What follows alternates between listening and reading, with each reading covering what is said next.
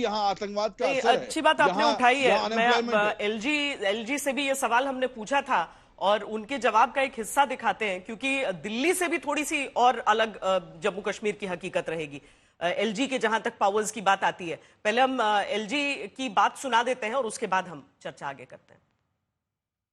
आपके सामने एक सरकार अब रहेगी नए रूप में जो जम्मू कश्मीर है। अव्वल, आपको लगता है स्टेटहुड जल्द नियर फ्यूचर में संभव है? और दूसरा, मनोज सिन्हा अब अपने रोल को किस तरीके से देखते हैं? देखिए, एक बात मैं दोहराना चाहूंगा कि जब 5 अगस्त 2019 को भारत के गृह मंत्री जी ने देश की संसद में बिल प्रस्तुत किया तो जो भाषण दिया, मैं निवेदन करूंगा कि उस पर जरा गौर फरमाइए। उन्होंने कहा कि delimitation first, assembly election second and then statehood at appropriate time. तो चीजें उसी सीक्वेंस में चल रही हैं। भारत के प्रधानमंत्री जी ने भी जम्मू कश्मीर और देश के लोगों को संबोधित करते हुए यही सीक्वेंस बताया था और मैं आज आपके चैनल के माध्यम से आश्वस्त करना चाहता हूं कि स्टेटहुड जरूर मिलेगा और निश्चित रूप से मिलेगा, उसमें किसी को संदेह नहीं होना चाहिए। हाँ, कुछ लोगों के लिए ये मुद्दा है तो वो मुद्दा बनाने की नाकाम कोशिश कर रहे हैं, उसमें मुझे कुछ नहीं कहना है। दूसरी बात, मेरा रोल, मैंने पहले ही कहा कि जब मैं आया था तो मैंने 2-4 बातें कही थी। पीस, प्रॉस्पेरिटी, डेवलपमेंट, ये हमारा मुद्दा था और उस मुद्दे पर चुनी हुई सरकार भी काम करेगी। मैं जो भी सरकार चुन करके आएगी उन्हें अग्रिम शुभकामना देता हूं। और अगर उनका एजेंडा यही है कि अलगाववाद खत्म हो, आतंकवाद खत्म हो, विकास हो, समृद्धि आवे, विकसित भारत में जम्मू कश्मीर का भी योगदान किसी स्टेट से कम न हो, तो मेरा 100% समर्थन ऐसी सरकार को रहेगा। ये 16 सितंबर की बात है। चुनावों की घोषणा तो हुई थी, लेकिन उस समय चुनाव की प्रक्रिया मतलब चल रही थी। नतीजे अब आए हैं। एलजी ने ये दावा किया, वादा किया कि सब सही तरीके से चलेगा, लेकिन जफर इस्लाम जी, असलियत ये भी है कि जम्मू कश्मीर की असेंबली में एक बिल पेश करने के लिए भी एलजी की सहमति चाहिए। ये मतलब अगर वाकई पूरा साथ सहयोग नहीं रहा तो बड़ी मुश्किल हो जाएगी। देखिए, ऐसा कोई स्पेकुलेशन नहीं करना चाहिए, इसलिए कि आपने एलजी को भी सुना भी और आपने उमर अब्दुल्ला के स्टेटमेंट को भी दिखा देना चाहिए कि दोनों एक इसी बात को दोहरा रहे हैं कि हम एक दिशा में काम करेंगे। अगर आपका मकसद है एक मुख्यमंत्री का कि प्रदेश का विकास हो, प्रदेश के लोगों का विकास हो, बेहतर हालात बने, ग्रोथ हो, नए नए प्रोजेक्ट हो, इंफ्रास्ट्रक्चर डेवलपमेंट हो और वहां और खुशहाली का माहौल हो। पर जफर इस्लाम जी, चूंकि प्रायोरिटी ही ये है कि 370 हटाना, वापस बहाल करना है, शुरुआत ही इससे होने की बात हो रही है। ये सबसे बड़ा वादा था। स्टेटहुड तो चलिए आप लोगों ने कहा है कि केंद्र सरकार की प्रायोरिटी है, तो वो अपने क्रम में आएगा, लेकिन जहां पर 370 को ही वापस बहाल करने की बात हो। देखिए, ऐसा है श्वेता जी, सालों साल पहले, मतलब एक नहीं सालों साल पहले गालिब एक बात कह के गए थे, दिल बहलाने को गालिब ख्याल अच्छा है। अब ख्याल कुछ ऐसा इजहार करते हैं, भाई ठीक है, करने दीजिए। उन्हें भी मालूम है कि दिल बहलाने के लिए कर रहे हैं लोगों का, हकीकत तो उनको भी मालूम है। तो ऐसे हकीकत के बारे में चर्चा, तो सीरियस चर्चा नहीं कर सकते। वो जानते हैं इस बात को कि ये सिर्फ दिल बहलाने के लिए लोगों का कुछ जो कुछ लोग ऐसे सोचते हैं उसका भी मन बहला ले। वहां की जनता जो खुशहाल बन रही है, जनता को 370 से कोई लेना देने, वो खुश है। चलो भाई 370 एक बला गई ताकि उमर अब्दुल्ला, फारूक अब्दुल्ला और पीडीपी की मुफ्ती महबूबा या गुलाम नबी आजाद सब इररिलेवेंट बनते जा रहे हैं। क्यों लगता है फिर कि जनता स्ट्रांग बनती जा रही है, हिस्से की खास करके जनता ने आप लोगों को वोट नहीं दिया? वो नौशेरा की जिस सीट की बात हो रही है, छम की जो इलाके की बात हो रही है, यहाँ पर जो शेड्यूल्ड ट्राइब के लिए रिजर्व सीट भी थी, जिन लोगों को आप लोगों ने रिजर्वेशन दिया, उन्होंने भी आपको वोट नहीं किया। क्यों किया ऐसा? देखिए, ऐसा है श्वेता जी, जब गहराई बहुत ज्यादा हो किसी चीज को और वहां पहुंचने के लिए समय लगता है। हमें मालूम है कि जिस तरह से वहां की सोच लोगों ने इतना पॉल्यूटेड कर दी है कि मुझे थोड़ा ज्यादा काम करना पड़ेगा। लेकिन जिस तरह से पूरे जम्मू कश्मीर के परिप्रेक्ष्य में देखे वोट्स जितने आए हैं, हमें कांग्रेस और इनसे ज्यादा आए हैं। नेशनल कॉन्फ्रेंस से ज्यादा आए। तो हम इस बात से बिल्कुल निश्चिंत है कि आज नहीं तो कल 100% वहां के लोग, वहां की खुशहाली, वहां की जनता की आंखें खुलेंगी और भी ज्यादा खुलेंगी, और वो देख पाएंगे कि कैसी भारत की सरकार है, कैसी पार्टी है जो जनता के हित में सिर्फ काम करना चाहते, उनको ही मजबूत करना चाहते। तो ये दिन दूर नहीं है कि हम वहां पर सरकार बनाएंगे और वो जम्मू एंड कश्मीर के जो घाटी का इलाका है वहां प्रचंड बहुमत से हमें भी समर्थन मिलेगा, ऐसा हमें विश्वास है। आज हमें नहीं मिला है, गौरव जी, बात आपने सुन ली जफर इस्लाम साहब की, और ये कोई बात छुपी भी नहीं है। भारतीय जनता पार्टी 370 पे आगे कोई मुद्दा ही नहीं उठाना चाह रही है।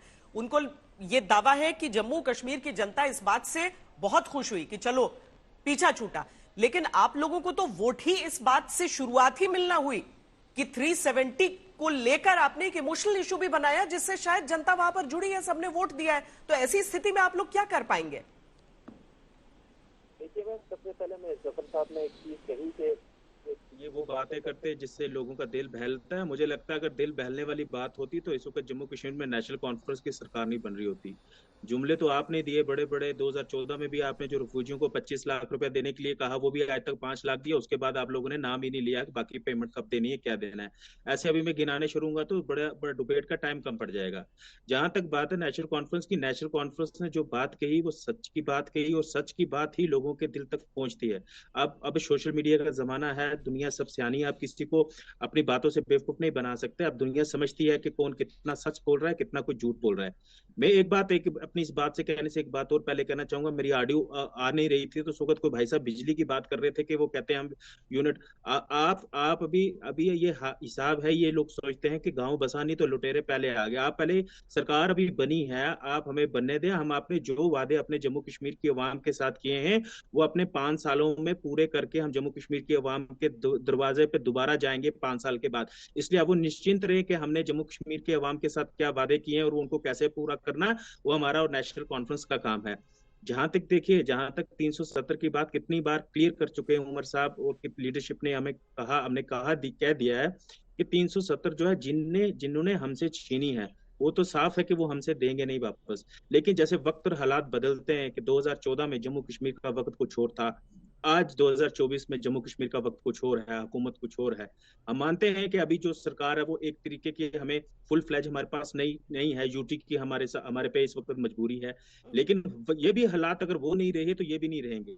और सेंटर में जिस सरकार ने 370 हमसे छीना, और सारी उम्र वो नहीं रहेगी। जब आपको यकीन है कांग्रेस अगर सेंटर में आए या इंडिया गठबंधन की सरकार सेंटर में आएगी तो 370 वापस बहाल हो जाएगा? देखिए, बिल्कुल हमने 370 के ऊपर हमने फर्स्ट डे से हमने अपना स्टैंड क्लियर रखा था। मतलब आपको यकीन है कि बीजेपी के अलावा, एनडीए के अलावा कोई भी आएगा तो उसे बहाल कर देगा वापस? बिल्कुल, आपके सहयोगी कांग्रेस करेगी। बिल्कुल, हम उनको भी समझ है और ये समझाना भी अब जरूरी समझते हैं कि 370 जिस परिस्थितियों में लिया गया वो हालात क्या थे और वो तरीका क्या था, वो सारे जानते हैं। आप भले ही ये कहें कि 370 में दरअसल कुछ नहीं, जो बीजेपी ने एक्शन लिया अब अगस्त 2019 में, उससे कुछ परिवर्तन नहीं हुआ, कोई बदलाव नहीं हुआ, बहुत माइनर बदलाव हुए। लेकिन उसके बावजूद आज की तारीख में अगर आपके सहयोगी ये कहते हैं कि 370 अपने मूल रूप में, 35A भी, 370 भी अपने मूल रूप में वापस बहाल होगा, तो क्या आप इस चीज के साथ सहमत हैं, इसके साथ खड़े रहेंगे केंद्र की राजनीति में भी? मैं पूछ रहा हूं कि क्या 35A में जो जमीन खरीदने का प्रावधान था, क्या वो अभी भी है कि नहीं?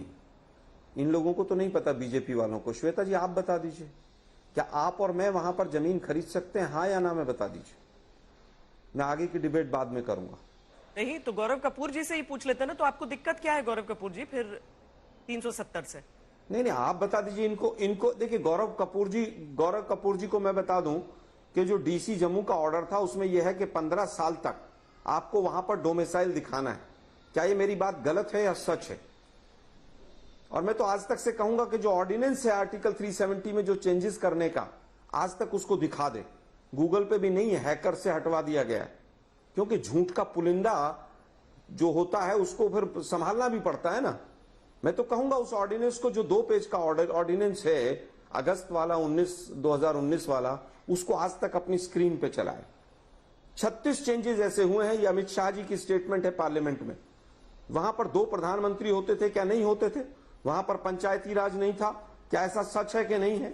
वहां पर हाई कोर्ट, सुप्रीम कोर्ट की पावर्स कितनी थी नहीं थी, पता है सबको। वहां पर कॉन्करेंट लिस्ट और यूनियन लिस्ट का क्या प्रावधान था? सारे बदलाव हुए, 36 चेंजेस हुए, लेकिन हमने हमेशा से असेंबली को, वहां की आवाम को सहमत करके उनकी मंजूरी लेकर आगे बढ़े। हमने तानाशाही नहीं की कि आर्टिकल 370 में हम पहले 2 चेंजेस करेंगे, तानाशाही करेंगे, फिर महाराष्ट्र और हरियाणा का चुनाव जीत लेंगे और फिर उसमें फिर बदलाव कर देंगे वापस। चलिए आलोक जी, सिंबॉलिक चेंजेस ही सही, श्वेता जी, सिंबॉलिक चेंजेस ही सही। मैं 2 झंडों की ही बात कर लेती हूँ। फिर कहूंगा पीसीआर से भी, हाँ नहीं, मैं वो पूछ रही हूँ, तो फिर आप लोग मतलब हक में है ना कि 370 वापस बहाल हो सकता है जब मुझे के, अरे भाई मैं कहता हूं हमारा केवल सीधा पक्ष है। हाँ। आर्टिकल 370 में कोई भी चेंजेस होते हैं तो वहां की असेंबली, वहां की आवाम, वहां की जनता, उसकी सहमति के साथ हमें आगे बढ़ना चाहिए। पहले दिन से हमारा स्टैंड है, आज भी वही स्टैंड है हमारा कि वहां की जनता, वहां की असेंबली क्या चाहती है उसके बेस पे हमें आगे बढ़ना चाहिए। लेकिन दुर्भाग्य ये है कि मतलब अगर असेंबली चाहे तो फिर आप पूरे देश में कांग्रेस पार्टी उसके साथ खड़ी रहेगी, है ना? मैं फिर कहूंगा, मेरी बातों को घुमाइए मत। नहीं, घुमा नहीं रही हूं, मैं आपसे क्लैरिफिकेशन जान रही हूँ। मुझे केवल एक सवाल, अगर वहां की असेंबली कहे कि दोबारा बहाल होना चाहिए तो आप भी कहेंगे हाँ। श्वेता जी, मैं फिर कहूंगा, आप लोग एजेंडा चलाना बंद कर दीजिए जम्मू कश्मीर के मामले में। हिंदुस्तान के मीडिया ने जम्मू कश्मीर का बहुत बड़ा नुकसान किया पिछले 10 साल में। हिंदू मुसलमान करके, एक मिनट रुकिए यार, शांत रहिए। 2 जम्मू कश्मीर के लोगों को बैठा लीजिए और फिर वहां के तमाम मुसलमानों को उल्टा पुल्टा बुलवाइए बीजेपी वालों से। ये 10 साल हिंदुस्तान के मीडिया ने किया है। अब बीजेपी का एजेंडा चलाना बंद कर दीजिए।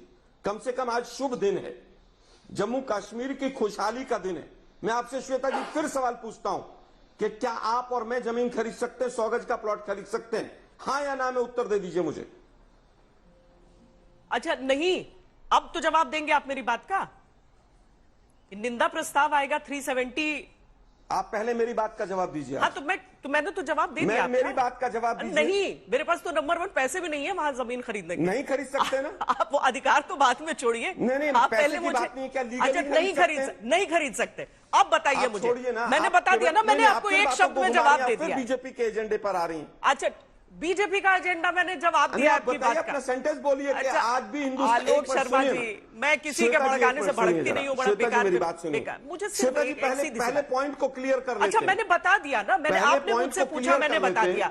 मैं आपके जितना नहीं इन डेप्थ अभी मैंने नहीं सुना। नहीं खरीद सकते हैं। चलिए, अब मैं आपसे पूछ रही हूँ, आप बता दीजिए।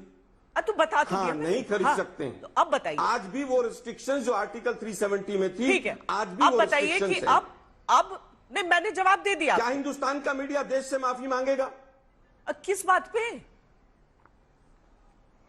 आलोक जी, आप चलिए वो आगे अगले कार्यक्रम के लिए उसे रखते हैं। आप ये बता दीजिए, क्या कांग्रेस पार्टी निंदा प्रस्ताव अगर आएगा? नहीं तो ठीक है, चलिए। मुझे एक सवाल करना, मुझे बोलने दीजिए। 1 मिनट जफर इस्लाम जी, मुझे सिर्फ एक शब्द में आप भी जवाब दे दीजिए ना कि वहां पर निंदा प्रस्ताव आएगा जो पीडीपी की तरफ से डिमांड किया जा रहा है, तो क्या आप उसके समर्थन में खड़े रहेंगे कि 370 को वापस बहाल होना चाहिए?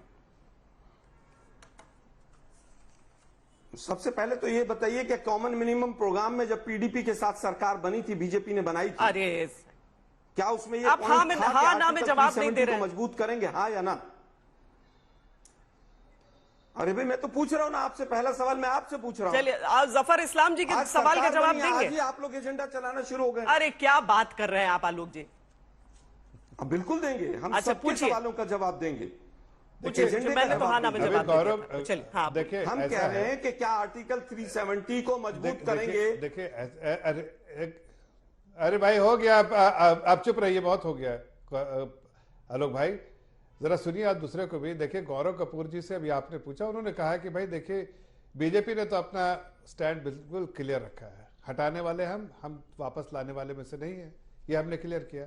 अब उनका सवाल है, गौरव कपूर जी का सवाल था कि इस बात को सिर्फ 2 ही पार्टियां लेकर आ सकते हैं, और दूसरा जो आजाद पार्टी के प्रवक्ता उन्होंने, न्याजी साहब ने भी कहा कि वो कांग्रेस ला सकती है, बीजेपी कर सकती है।